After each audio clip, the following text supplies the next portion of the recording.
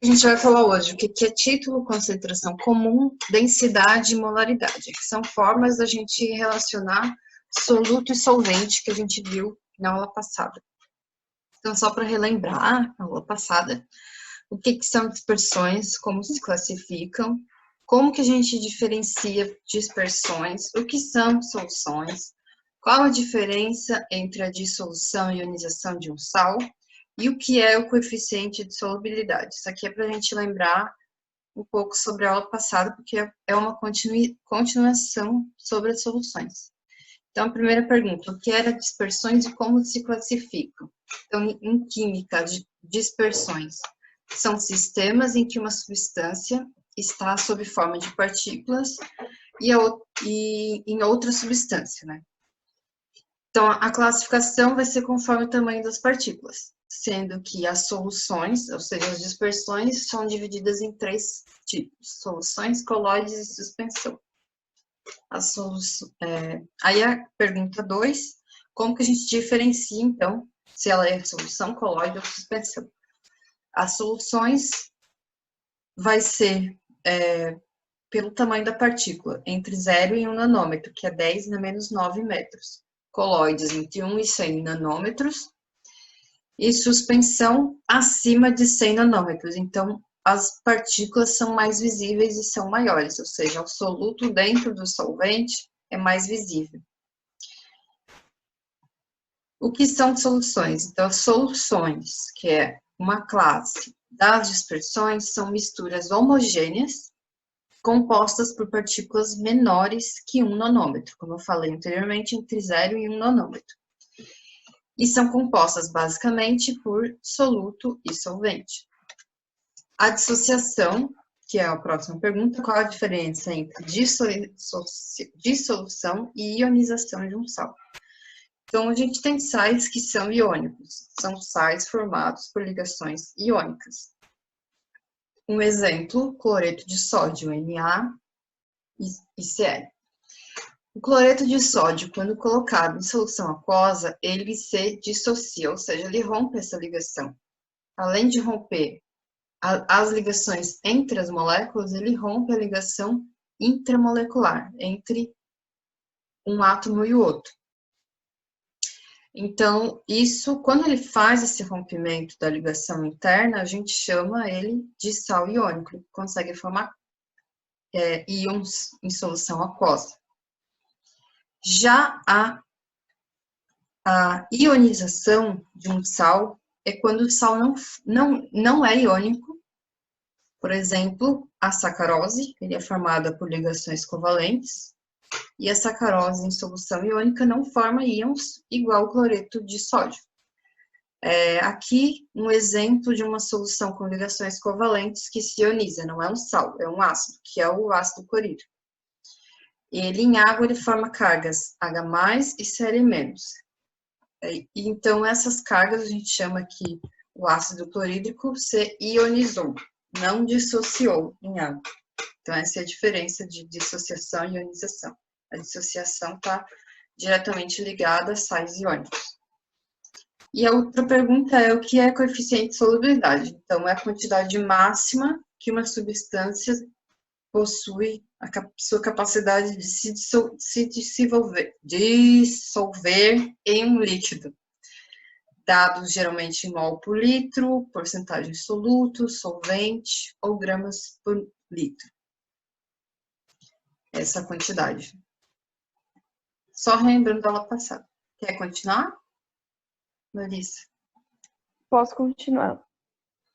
Então, na aula passada, a gente tinha comentado sobre preparar um Nescau, né? Que a gente podia preparar um Nescau mais fraco, ou seja, eu vou adicionar menos quantidade de pó, e se eu quero mais forte, eu vou adicionar mais quantidade. E a gente sabe que o Nescau é o soluto e o leite é o nosso solvente, que é o que geralmente acontece. O solvente geralmente é água e uma outra substância vai ser o soluto. Essa relação entre a quantidade de soluto e solvente, ou seja, quantidade de Nescau e de leite, é chamada de concentração. E esse é o assunto da aula de hoje. Pode passar aí, Lígia, por favor. E aí, qual seria a concentração desse copo de Nescau que a gente preparou? A gente pode supor que usamos 3 colheres de Nescau em um copo de leite. Então, essa seria a proporção. 3 colheres de Nescau, o meu soluto, para um copo de leite é o meu solvente. Só que se vocês fossem tentar preparar um Nescau na mesma concentração, ou eu quisesse repetir, provavelmente a gente não iria conseguir, porque as colheres são diferentes, a quantidade que cada um vai pegar em uma colher vai ser diferente, os copos são diferentes. Então, colheres e copos não são boas medidas para concentração. Por isso que a gente vai estudar quais são as formas que a gente pode expressar as concentrações das soluções. Pode passar, Lígia, por favor. É uma coisa que eu acho que é importante falar, como a gente estava falando de sais iônicos, o Nescau não é um sal iônico. Por quê? Porque ele é um açúcar, né? É a sacarose. E a sacarose é uma solução, um composto, uma substância de ligações covalentes. Então, ele não vai se dissociar, ele vai se ionizar. Mas a gente está só usando como um exemplo aqui, hipotético, de como a gente pode pensar nesse cálculo de concentração. Para ser mais fácil de enxergar. Então, a primeira relação de concentração é o título em massa. O título em massa expressa a porcentagem de soluto que a gente tem no total da solução. Então, pensando no Nescau, se eu fosse fazer o título em massa, o que eu teria de informação? A quantidade de Nescau que eu tenho em toda a minha solução, que já é no Nescau misturado, né? Digamos assim. Então, para a gente calcular essa proporção de massa-massa, se eu pesasse as 3 colheres que eu usei de achocolatado, eu teria 30 gramas, hipoteticamente. Em um copo de leite, eu tenho 200 gramas. Qual que é a massa total na minha solução? São 200 gramas de leite com 30 gramas de Nescau. 230 gramas. Essa é a nossa massa total. Se a massa total é o meu 100%, que é o que está expresso ali na regrinha de 3. Mas no título em massa, eu sei a porcentagem em massa do soluto. Quanto que eu tenho de soluto? 30 gramas. Quanto que isso me representa em porcentagem? 13,04%. É isso que está expresso ali na regrinha de 3. Então, a gente sabe que de um total de 230 gramas, 13% representa somente o Nescau em pó.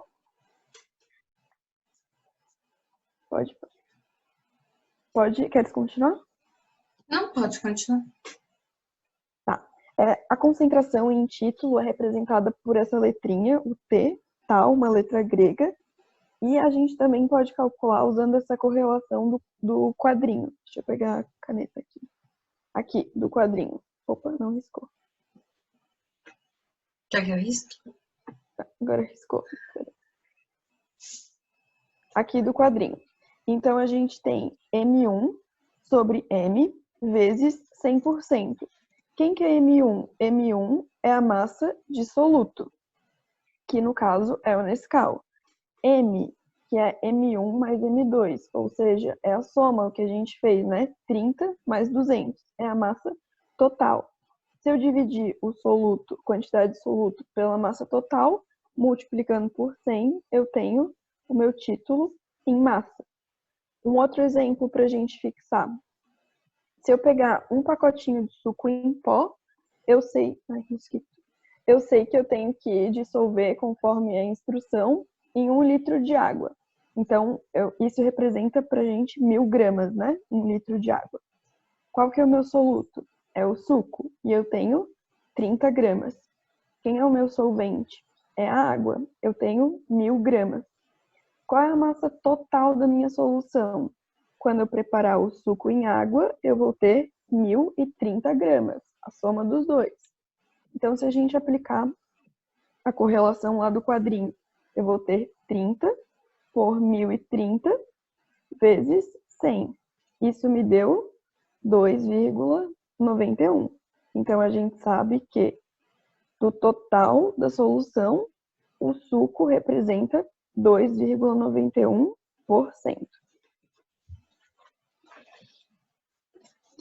Aí o título em volume. Então, como a gente viu a relação massa-massa do título em massa, o em volume é a mesma coisa, só que em volume. Então, se a gente estiver comparando 500 aqui, mais ou menos, sei lá, 500 ml de vodka, então, aí a gente vai pensar em ml. Então, determina a porcentagem em volume de cada substância na solução. É isso que faz o título.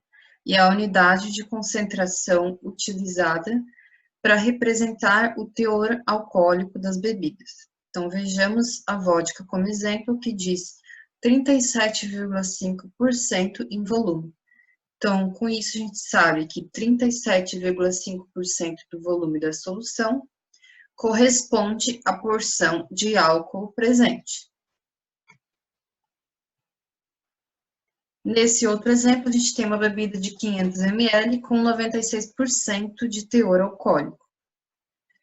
Ou seja, 96% do volume da solução corresponde a álcool. Então, tem praticamente nada de solvente aí. Podemos, então, calcular esta quantidade. O volume total da garrafa é 500 ml. Desses 500 ml é 100%. Então, qual que é o volume de álcool? Sendo que ele corresponde a 96% do volume. Dá 480 ml. Isso é uma regra de 3. Ou seja, de um total de 500 ml de solução, 480 ml corresponde ao volume de álcool. Então, a título em volume é 96%. Então, quando a gente trabalha o título, com título, seja em massa ou em volumes, a gente vai ter grandezas adimensionais. Então, isso acontece porque a gente estabelece uma relação entre o soluto e a solução, que é a quantidade de soluto mais solvente, na mesma unidade de medida. Então, aqui a gente tem relação grama por grama no título em massa, que dá o valor decimal, que dá 25%. Depois, o título em volume, a gente tem relação massa-massa, que seria dividido 50% de 50, por exemplo, 0,33, que é o mesmo que 33%. Então, na verdade, a porcentagem é só uma conversão vezes 100, para a gente saber mais ou menos o que a gente tem de soluto em solvente. Fica mais fácil da gente visualizar essa relação quando fala em porcentagem do que com o número decimal, que é o 0,33, por exemplo. Uhum. Então, essa grandeza pela outra é o famoso corta-corta, cortaria em cima e embaixo. O título aí vai ser expresso em decimais ou porcentagem. Depois, a porcentagem de massa e volume. Indica a massa em gramas do soluto em 100 ml de solução. Então, perceba que a gente sempre está comparando soluto por solução. E isso estabelece o padrão de volume em 100 ml e avalia-se a quantidade de soluto presente neste. Então, aqui é um rótulo de vinagre em que diz que a cada 100 ml eu tenho 5% de acidez. O que isso diz para a gente? Que essa unidade vai ser de gramas por 100 ml, que é a relação do meu produto, que é o que ele está comparando no rótulo. A cada 100 ml, 5% é acidez. Ao lermos um rótulo de vinagre, por exemplo, que indica ácido acético 5% massa, relação massa-volume, a gente vai interpretar que a cada 100 ml do meu vinagre, a gente vai ter 5 gramas do ácido acético. Então, depende... Quando isso aparecer... Desculpa. Quando então... isso aparecer em questões, ali aqui no enunciado, a gente tem parênteses M/V. Percebam que se eu colocar 5%, só 5%, a gente pode acabar confundindo com o título. Então, geralmente, nos exercícios vem o M/V do lado, para a gente saber que é porcentagem massa-volume. Uhum.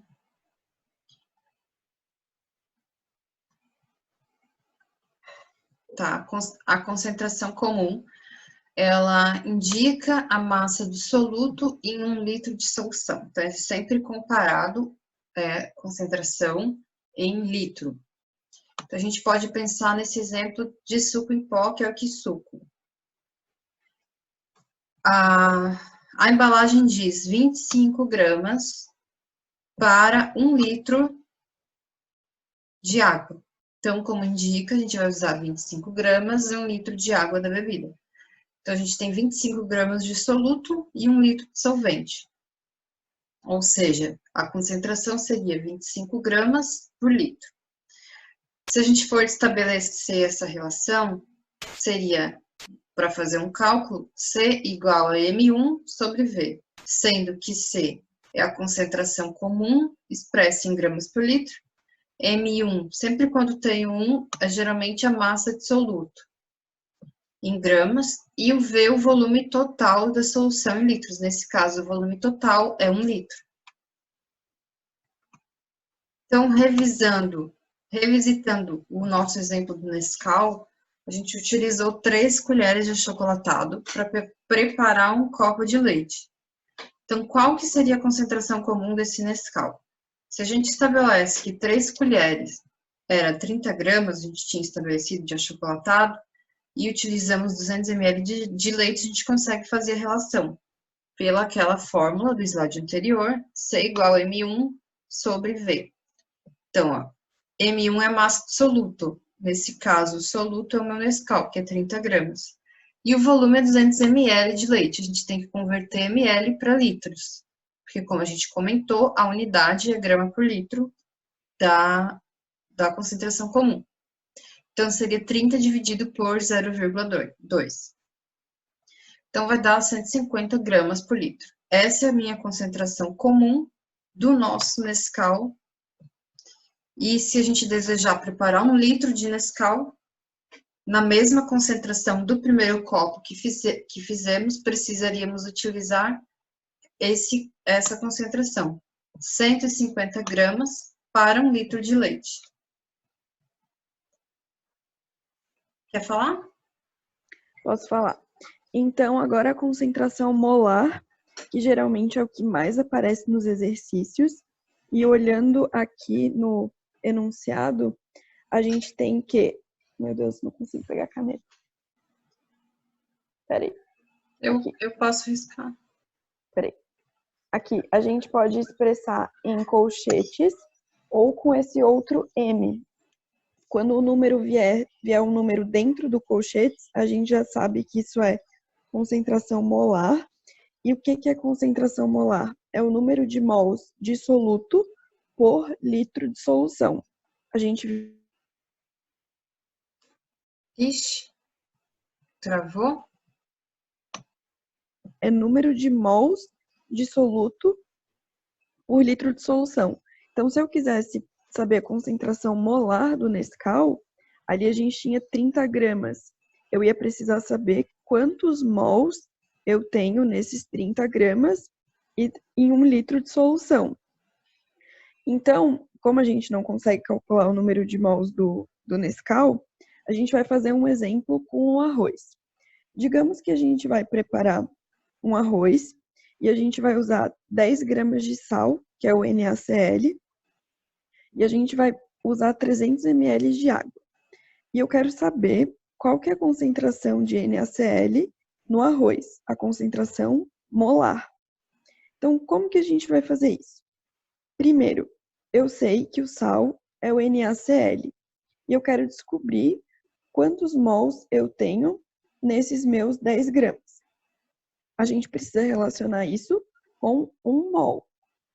Lá da tabela periódica, eu vou ver a massa do sódio e a massa do cloro. Somando as duas massas, eu tenho 23 gramas por mol do sódio e 35 gramas por mol do cloro. Em uma molécula, eu tenho 58 U e em 1 mol, 58 gramas. Então, a gente vai passar para o próximo slide, que a gente vai estabelecer a nossa relação. Se em 1 mol eu tenho 58 gramas, nesses meus 10 gramas, quantos mols eu vou ter? Lembra que mol a gente sempre relaciona com grama. Então, por isso que eu fui para a tabela periódica buscar a massa dessa minha molécula. Agora eu vou resolver aqui a minha relação, minha regrinha de 3, e eu descubro que eu tenho 0,17 mols de NaCl nesses meus 10 gramas. Então, vamos voltar. A gente quer saber a concentração molar de NaCl no arroz. Mol por litro. A gente já descobriu o número de mols. E agora a gente sabe que esse número de mols está presente em 300 ml de água. Olha o quadrinho roxo. Foi isso que a gente usou para preparar o arroz. E eu preciso descobrir em 1 litro de solução. Então, a gente vai fazer outra regra de 3. Em 0,3 litros, os 300 ml já estão transformados, eu tenho 0,17 mols de NaCl. Em 1 litro, quanto que eu vou ter? Foi o que eu chamei de Y. Quando eu resolvo, em 1 litro eu tenho 0,57 mols de NaCl, que já é a minha concentração molar. 0,57 mols por litro. Então, aqui a gente foi estabelecendo o raciocínio e com regra de 3, a gente descobriu. Essa relação, assim como as anteriores, a gente representa ali na formulazinha. Então, eu tenho os colchetes, né? Que significa a concentração molar em mols por litro. N1, número de mols do soluto, que no nosso caso seria o NaCl. V, o volume total, que foi foram os nossos 300 ml que a gente transformou para litro. Então, eu teria 0,17 sobre 0,3. Isso se eu fizesse nessa relação. Então, é assim que a gente estabelece a molaridade. Pode continuar, Lígia. Então, aí a densidade das soluções é uma outra forma da gente pensar na concentração, né? Define-se como quociente entre a massa e o volume do corpo. Então, a gente pode dizer que a densidade mede o grau de concentração de massa em determinado volume. Nas soluções líquidas, a gente determina quantos gramas de solução há em cada ml de uma mistura homogênea. Então, a gente segue esta fórmula, que é a densidade, a relação da massa sobre o volume. Então, o que acontece? O meu corpo, um corpo, uma massa, uma solução, né? Ele interfere conforme a concentração. Se aumenta o soluto num determinado volume, isso altera a densidade do meu corpo. Então, pela fórmula, a gente tem que o D é a densidade, que a gente expressa sempre em grama por ml ou grama por centímetro cúbico. O M é a massa da solução em gramas. E o V é o volume da solução em ml ou centímetro cúbico. Então, de onde que vem que esse ml... Oi? Posso falar uma coisa? Pode. A gente pode associar isso que a Lígia falou, quando a gente muda a concentração, a gente muda a densidade, também pela fórmula. Porque lembrando daquilo das grandezas serem diretamente ou inversamente proporcionais, né? Percebam que eu tenho densidade e massa em cima e embaixo eu tenho volume. Então, eu sei que se eu aumentar o volume da solução, eu vou diminuir a densidade. E como o M está em cima, está lá no numerador junto com o D, se eu aumento a massa da minha solução, eu também aumento a densidade. E massa e volume é o que a gente está vendo nas concentrações, né? Grama por litro, mol por litro, enfim. Então, isso está diretamente ligado aí dentro da densidade. Uhum. As setinhas ali representando. E aí, no caso do grama por ml e grama por centímetro cúbico, de onde que vem essa ideia, né, de centímetro cúbico? Se a gente pegar um cubo, então, cada um centímetro nas arestas, vai dar 1 centímetro cúbico é o meu volume. Então, 1 centímetro cúbico equivale exatamente 1 ml. Então, a gente pode vai ter exercícios que normalmente vai trazer grama por centímetro cúbico, porque às vezes a pessoa não associa esse centímetro cúbico pelo ml, né?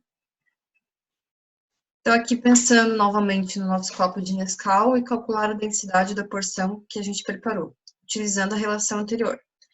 O M é a massa da solução, então a gente tinha 30 gramas de achocolatado com 200 gramas de leite. Isso nos dava 230 gramas de solução. E o volume do leite, 200 ml. Ou seja, se a gente usar esses mesmos 230 gramas em outro volume, então, se eu tenho 230 gramas em um volume de 200 ml, dependendo da minha solução, essas 230 gramas podem ocupar um volume diferente. Isso altera a minha densidade. Então, basta a gente aplicar 230 por 200 ml. Isso nos daria uma densidade de 1,15 gramas por ml. Então, eu posso dizer que a densidade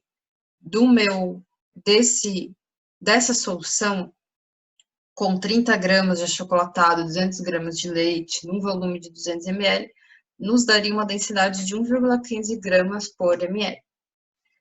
Então, como a gente pode perceber durante a aula, a gente calculou a concentração desse mesmo copo de Nescau de diversas maneiras. E cada uma delas dá uma informação diferente para a gente do que a gente precisa da solução. Assim como fórmulas químicas que a gente tinha visto em aulas passadas. Então, continuando aqui a nossa aula sobre unidades de concentração, a gente tem que finalizar ainda as concentrações em ppm e ppb. Todas essas concentrações que a gente falou para vocês podem ser ditas como ppm e ppb, elas não são diferentes. Só que quando a gente fala em números muito pequenos, para falar 0,00003 miligramas por litro, vamos supor. Às vezes é difícil tu falar assim. Então, ppm e ppb são unidades de concentrações que a gente já conhece, mas uma outra forma de lidar com uma determinada concentração. Então, a resolução da Anvisa, resolução número 9, de 16 de janeiro de 2003, tem um trecho que fala sobre o valor máximo recomendado de contaminação química, são 1000 ppm de dióxido de carbono como indicador de renovação de ar externo, recomendado para conforto e bem-estar. Então, essa resolução é uma forma da gente compreender melhor esse tipo de concentração. A gente pode utilizar como exemplo o tópico 2.1 da resolução da Anvisa, né, que é esse do 1000 ppm, que é para lugares fechados. Então, quando a gente está num ambiente que tem ar-condicionados, shopping, cinema, aeroportos, que mais? Supermercado, todos esses. Chega um certo limite que altera a qualidade de ar, a qualidade do ar interior de ambientes fechados, que é acima de 60.000 BTU. Então, a Anvisa pede que se faça essa exigência, né? Que se faça a análise de como que está a qualidade do ar interior, até porque tem pessoas que trabalham lá. Então, essa resolução ela informa qual é o máximo permitido de dióxido de carbono em ambientes fechados e que possuam ar-condicionado, com renovação de ar, né, que equivale a 1000 ppm. É um limite máximo permitido, então abaixo disso é ideal, acima disso não é ideal, então a empresa tem que tomar providências para resolver isso, né, tem que ir atrás e resolver. Então, ppm são partes por milhão. ppm indica quantas partes de soluto em massa ou em volume existe em 1 milhão de partes de solução, também em massa ou em volume. Então, aqui a gente tem uma expressão matemática de como que a gente faz isso. A gente tem que saber quantas partes tem de soluto, no caso, x partes de soluto, em 1000 partes de solução. Então, pensando no CO2, a gente tem o ar, a minha solução é o ar como um todo, o volume dele, e x partes de soluto, quanto que tem de CO2 nesse volume de ar. Então, o máximo permitido de acordo com essa conta seria 1000 ppm. Então, eu não vou falar 1000. O que é esse ppm? É o 10 na menos 6. Por quê? Porque se eu tenho X partes de soluto em 1, com mais 6 zeros embaixo, fazendo por algebrismo, né, de potenciação 10 na 6 embaixo, passo para cima, vai ficar menos 6. Então, eu teria x vezes 10 na menos 6. E aí, outras formas de relacionar soluto com solvente em ppm, que significa o ppm é quando a gente fala em miligramas por quilo, micrograma por grama, 1 grama por uma tonelada, volume sobre volume, ml por metro cúbico, ml por 1000 litros, que também é metro cúbico, 1 metro cúbico, né? Microlitro por 1 litro, e é uma relação de volume, miligrama, que é 10 na menos 3 gramas por litro, micrograma, que é 10 na menos 6 por ml. Então, todas essas formas de concentração são ditas como ppm, porque se a gente for colocar em potenciação 10, para ficar como um 10 na menos 6 no final, a gente vai ver que vai dar um x vezes 10 na menos 6, sendo que x é a quantidade de partes de soluto. E aí depois a gente tem o ppb, que é partes por bilhão. É a mesma coisa que o milhão, né, que o ppm, mas devia ser dividido então por bilhão. Então, automaticamente minha expressão algébrica vai ser 1 bilhão embaixo, essas partes de soluto por 1 bilhão. Então, aqui compreendendo as unidades de ppm e ppb, a gente tem então x partes de soluto por 10 na 6 partes de solução, que é o mesmo que x vezes 10 na menos 6. E depois a concentração em ppb, x partes de soluto por 10 na 9 partes da solução, que é igual a x vezes 10 na menos 9. Então, é uma forma da gente lidar. Pode ser tanto volume, pode ser grama, mas às vezes a gente colocar o que é, a gente coloca ppm e ppb. E também tem o ppt, que é partes por trilhão, que aí são mais 3 zeros. Então, aqui eu deixei uma tabelinha para curiosidade, né, um resumo da nossa aula, das unidades que a gente pode lidar, algumas eu já tinha colocado no slide anterior, das expressões, né, 1 grama por 1000 litros, enfim,